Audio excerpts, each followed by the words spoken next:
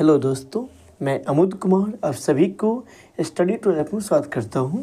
दोस्तों, आशा करते हैं आप लोग अच्छे होंगे, स्वस्थ होंगे और अपने एग्ज़ाम की तैयारी करते होंगे।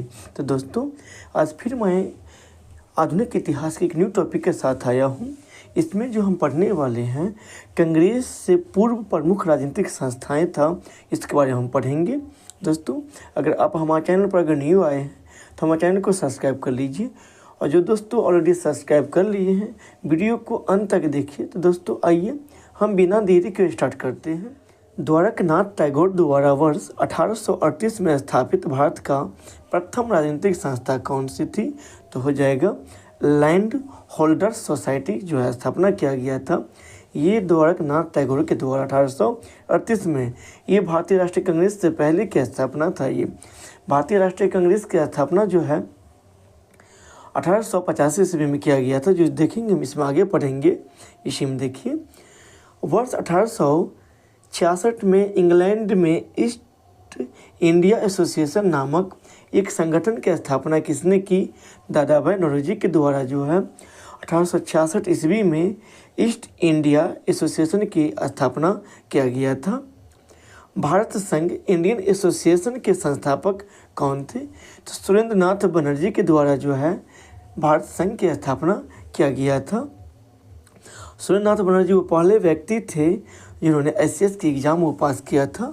इसी में देखिए, और सुरेंद्र नाथ बनर्जी प्रथम भारतीय हैं जिन्होंने ब्रिटिश द्वारा इंडियन सिविल सर्विस से बर्खास्त भी क्या मतलब कर दिया था उनको, और पहले व्यक्ति हुए जो एसएस की एग्ज़ाम वो पास किया था।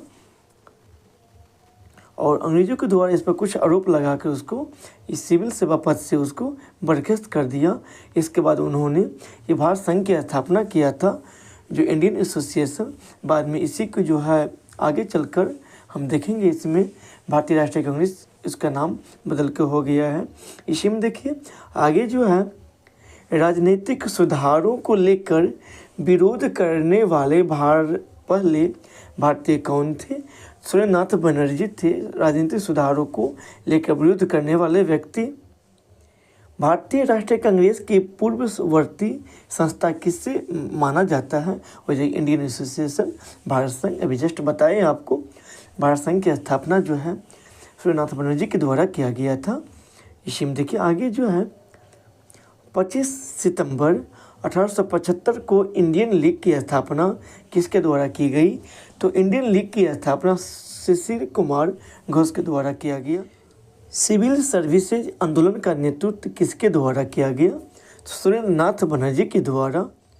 आनंद मोहन बोस द्वारा इंडियन सोसाइटी की स्थापना कहाँ की गई? तो लंदन में जो है आनंद मोहन बोस के द्वारा इंडियन सोसाइटी की स्थापना किया गया। इसी में देखिए, वर्ष 1851 में ब्रिटिश इंडियन एसोसिएशन की स्थापना कहाँ हुई? तो हो जाए कलकत्ता में। देखिए दोस्तों, इसमें जो हम पढ़ेंगे कांग्रेस की स्थापना से पूर्व राजनीतिक संस्थाएं, यहाँ पर देखिए लैंड होल्डर्स सोसाइटी की स्थापना द्वारकानाथ टैगोर के द्वारा 1838 ईस्वी में, ये भी कलकत्ता में किया गया था। इसी में देखिए, ब्रिटिश इंडिया सोसाइटी की स्थापना विलियम एडम के द्वारा 1839 ईस्वी में, ये भी कलकत्ता में ही किया गया था।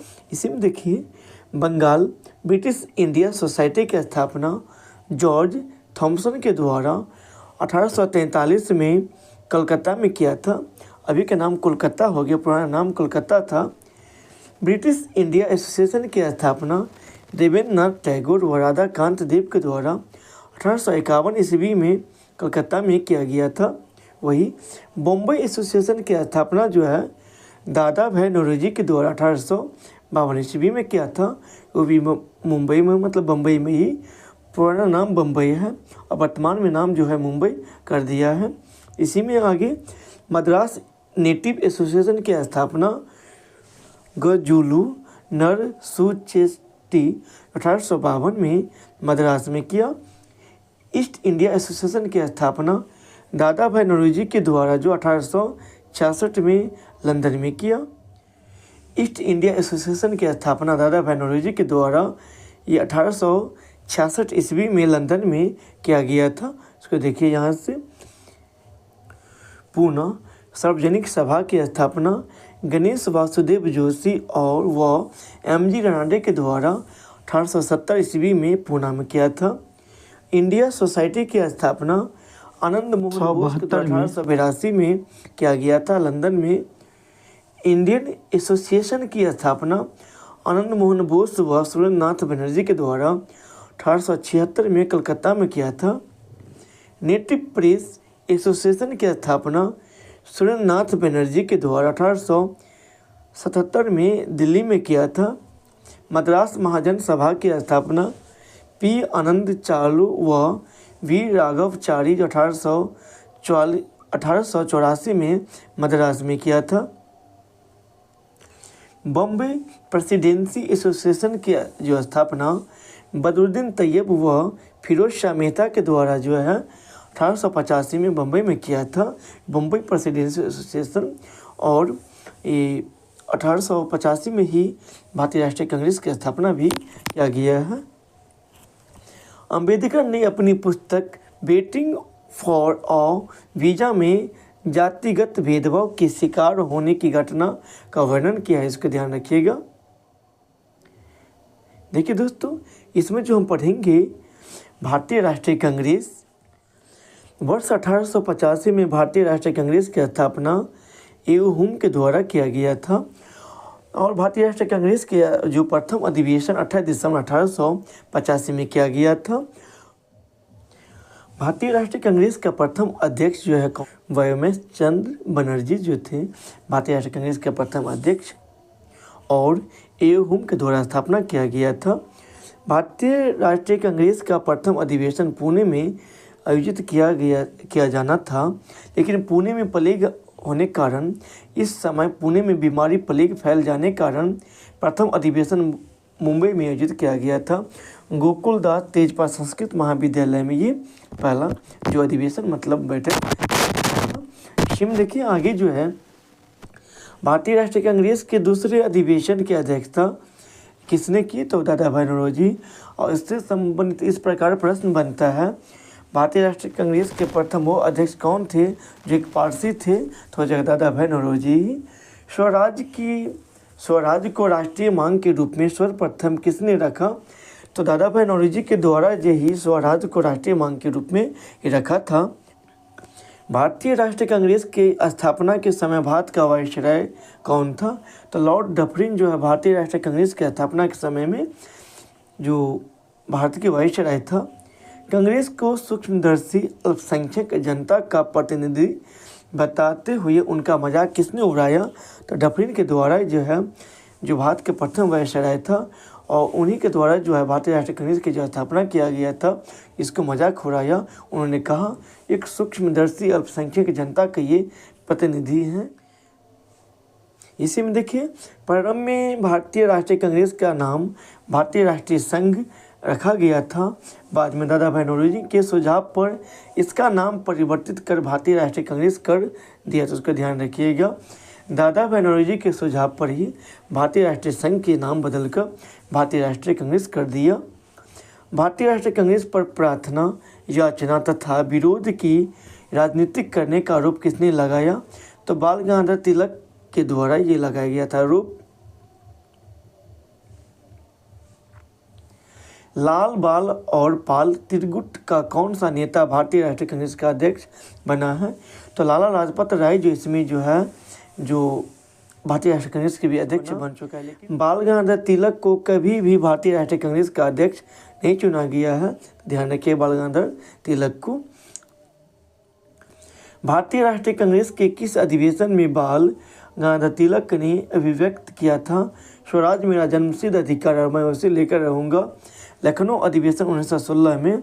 दोस्तों आपको बता दें ये अधिवेशन बहुत महत्वपूर्ण था। इसी अधिवेशन में महात्मा गांधी भी जो है ये पहली बार भाग लिए थे और इसी में दोस्तों ये अधिवेशन बहुत ही महत्वपूर्ण है।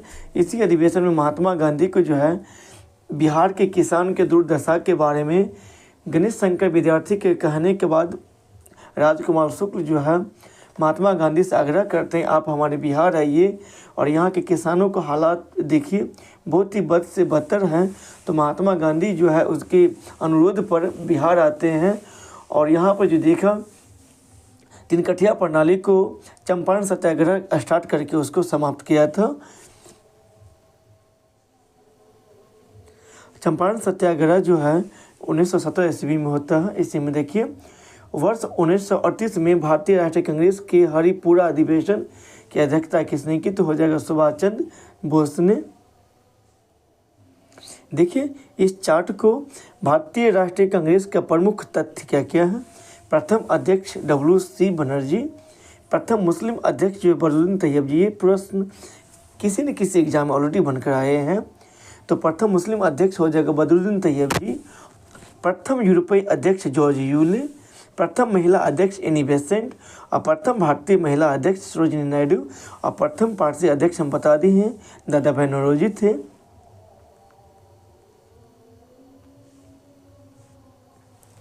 कांग्रेस आंदोलन न तो लोगों द्वारा प्रेरित था, न ही यह उनके द्वारा सोचा या योजनाबंद किया गया था। यह किसने किया कहा था? तो सर सैयद अहमद खां के द्वारा। यह किसने कहा था कि कांग्रेस पतन की लिए लड़खड़ा रही है? मेरी सबसे बड़ी अभिलाषा जब तक मैं भारत में हूँ कांग्रेस की शांतिपूर्ण समाप्ति में सहयोग करना है। लॉर्ड कर्जन के द्वारा ये कहा गया है। सुरेंद्रनाथ बनर्जी भारतीय राष्ट्रीय कांग्रेस के स्थापना अधिवेशन में उपस्थित नहीं थे। भारतीय राष्ट्रीय कांग्रेस के वर्ष 1924 के अधिवेशन में महात्मा गांधी द्वारा एकमात्र कांग्रेस की अध्यक्षता की गई। यह अधिवेशन कहाँ हुआ था? ये बेलगांव कर्नाटक में हुआ था। वर्ष 1939 के भारतीय राष्ट्रीय कांग्रेस के अधिवेशन की दौरान सुभाष चंद्र बोस द्वारा अध्यक्ष पद से इस्तीफा के बाद किसे अध्यक्ष चुना गया? तो हो जाएगा डॉक्टर राजेंद्र प्रसाद को। ये प्रश्न भी बहुत BBI है। कांग्रेस की स्थापना के संदर्भ में सेफ्टी वॉल्व का सिद्धांत किसके द्वारा किया गया? तो लाला लाजपत राय के द्वारा सेफ्टी वॉल्व का सिद्धांत दिया गया था। महात्मा गांधी ने सुझाव दिया था कि स्वतंत्रता के पश्चात भारतीय राष्ट्रीय कांग्रेस को समाप्त कर दिया जाए। स्वतंत्रता के समय भारतीय राष्ट्रीय कांग्रेस के अध्यक्ष कौन थे? तो आचार्य JB कृपलानी जो है स्वतंत्रता के समय भारतीय राष्ट्रीय कांग्रेस के अध्यक्ष थे। ये प्रश्न ऑलरेडी 65 BPSC में पूछा गया था। किस अधिवेशन में भारतीय राष्ट्रीय कांग्रेस तथा मुस्लिम लीग के मध्य समझौता हुआ? लखनऊ अधिवेशन में। ये भारतीय जो है कांग्रेस में मुस्लिम लीग के जो है जो स्वतः अधिवेशन 1907 में जो हुआ था इसमें अलग अलग हो गया था और 1916 में आकर दोनों फिर एक मिल जाते हैं। लगातार 6 वर्षों तक भारतीय राष्ट्रीय कांग्रेस के अध्यक्ष कौन थे? तो मौलाना अबुल कलाम आज़ाद जो है लगातार 6 वर्षों तक भारतीय राष्ट्रीय कांग्रेस के अध्यक्ष रह चुके हैं। कांग्रेस के प्रथम अधिवेशन में मुसलमान प्रतिनिधियों की संख्या कितनी थी? तो मात्र 2। यदि हम मेढक की तरह वर्ष में केवल एक बार टकराए तो भारतीय को कहीं सफलता नहीं मिलेगी। ये किसने कहा था? बाल गंगाधर तिलक के द्वारा कहा गया है। दोस्तों इसमें आइए हम भारतीय राष्ट्रीय कांग्रेस के महत्वपूर्ण वार्षिक अधिवेशन के बारे में हम आपको बताते हैं। इसमें जो है महत्वपूर्ण अधिवेशन शामिल किए गए हैं जिससे संबंधित एग्जाम में क्वेश्चन बनकर आते हैं। तो यहाँ से देखिए 1885 में जो बम्बई में जो स्थापना किया गया था भारतीय राष्ट्रीय कांग्रेस को, इसके अध्यक्ष थे WC बनर्जी, उसके अध्यक्ष थे भाईचंद बनर्जी, उसका प्रॉपरी नाम है। प्रमुख घटनाएं: कांग्रेस का प्रथम अधिवेशन बम्बई के ग्वालियर टैंक गोकुल दास तेजपाल संस्कृत कॉलेज में हुआ था। प्रारंभ में इसका नाम भारतीय राष्ट्रीय संघ था, किंतु दादा भाई नौरोजी के सुझाव पर इसे भारतीय राष्ट्रीय कांग्रेस कर दिया। इस अधिवेशन में कुल 72 प्रतिनिधि ने शामिल लिए थे। 1886 कलकत्ता में अधिवेशन हुआ था। 1 साल के बाद दादा भाई नौरोजी इसके अध्यक्ष, प्रथम वो पारसी अध्यक्ष थे। नेशनल एसोसिएशन कांग्रेस का राष्ट्रीय कांग्रेस में विलय हो गया। तत्कालीन वायसराय लॉर्ड डफरिन ने सभी सदस्यों को गार्डियन पार्टी पर आमंत्रित किया था। 1887 के मद्रास अधिवेशन में बदरुद्दीन तैयब जी इसके अध्यक्ष थे और पहले मुस्लिम अध्यक्ष थे। सर्वप्रथम तमिल भाषा में भाषण दिया था। शस्त्र अधिनियम में संशोधन। इसी में आगे 1888 में जो इलाहाबाद अधिवेशन हुआ था जिसके अध्यक्ष प्रथम अंग्रेज अध्यक्ष थे जॉर्ज यूले। जॉर्ज यूले प्रथम यूरोपीय निर्वाचित अध्यक्ष बने। इलाहाबाद के गवर्नर ऑकलैंड के विरोध के बावजूद सम्मेलन संपन्न हुआ। इस अधिवेशन में पहली बार लाला लाजपत राय ने हिंदी में भाषण दिया था। कलकत्ता अधिवेशन 1890 में फिरोज शाह मेहता की अध्यक्षता में किया गया था। कलकत्ता विश्वविद्यालय की पहली महिला स्नातक कादम्बिनी गांगुली ने इस अधिवेशन को संबोधित किया था। कादम्बिनी 1896 में कलकत्ता में जो अधिवेशन जो फिर रहमतुल्लाह एम सयानी के द्वारा ये पहली बार वंदे मातरम गाया गया, इसलिए महत्वपूर्ण है, तो पूछ लिया जाएगा किस अधिवेशन में पहली बार वंदे मातरम गीत गाया गया, तो हो जाए कलकत्ता में। इस समय में कांग्रेस के अध्यक्ष कौन थे, तो रहमतुल्लाह एम सयानी। 1905 में बनारस में गोपाल कृष्ण गोखले अध्यक्ष थे। बंगाल विभाजन की आलोचना की गई। स्वदेशी व बहिष्कार समर्थन किया गया। 1906 में कलकत्ता में दादा भाई नौरोजी फिर अध्यक्ष बनते हैं। दादा भाई नौरोजी ने स्वराज स्वशासन शब्द का कांग्रेस के मंच के प्रथम बार प्रयोग किया था। 1907 में सूरत अधिवेशन होता है, जिसके अध्यक्ष रास बिहारी घोष करते हैं। इसमें कांग्रेस का प्रथम विभाजन नरम दल एवं गरम दल में और मुस्लिम लीग में भी अलग विभाजन हो जाते हैं, और वो दोनों 1916 के लखनऊ अधिवेशन में दोनों शामिल हो जाते हैं फिर से। देखिए 1911 का अधिवेशन जो कलकत्ता में हुआ था, बिशन नारायण धर में के द्वारा अध्यक्षता किया गया था। इसमें पहली बार जनगण मन को जो गाया गया था। देखिए पहली बार जनगण मन गाया गया। सरकार की कठोर नीतियों का विरोध किया गया। और तो आपको पूछ लिया जाएगा जनगण मन किस अधिवेशन में गाया गया था, तो हो जाएगा 1911 के कलकत्ता अधिवेशन में। वंदे मातरम भी कलकत्ता में ही वंदे मातरम भी कलकत्ता के अधिवेशन में ही गाया गया था। इस समय अध्यक्ष रहमतुल्लाह एम सयानी थे, और जनगण मन जो है कलकत्ता में बिशन नारायण धर की अध्यक्षता में ये गाया गया था। लखनऊ अधिवेशन 1916 में अंबिकाचरम मजूमदार की अध्यक्षता में किया गया था। इसमें नरम दल एवं गरम दल का एकीकरण, कांग्रेस और मुस्लिम लीग में समझौता। तिलक ने नारा दिया, स्वराज मेरा जमशेद अधिकार है और मैं उसे लेकर ही रहूँगा। 1917 में एनी बेसेंट प्रथम महिला अध्यक्ष थी। पूछ लिया जाएगा प्रथम महिला अध्यक्ष किस अधिवेशन में, तो वो भी कलकत्ता में। कब, तो 1917 में। और 1925 में जो सरोजिनी नायडू के द्वारा वो भारतीय राष्ट्रीय कांग्रेस के प्रथम भारतीय महिला अध्यक्ष बनी हैं। तो यहाँ से देखिए प्रथम महिला अध्यक्ष तो एनी बेसेंट थी। 1917 के कलकत्ता अधिवेशन में सर्वप्रथम तिरंगे झंडे को कांग्रेस ने अपनाया। 1920 में नागपुर अधिवेशन में सी विजय राघवाचारी असहयोग आंदोलन कार्यक्रम का अनुमोदन किया था। 1924 के बेलगांव जो गांधी, इसमें महात्मा गांधी एक बार ही अध्यक्ष कांग्रेस के बनते हैं जो बेलगांव अधिवेशन में।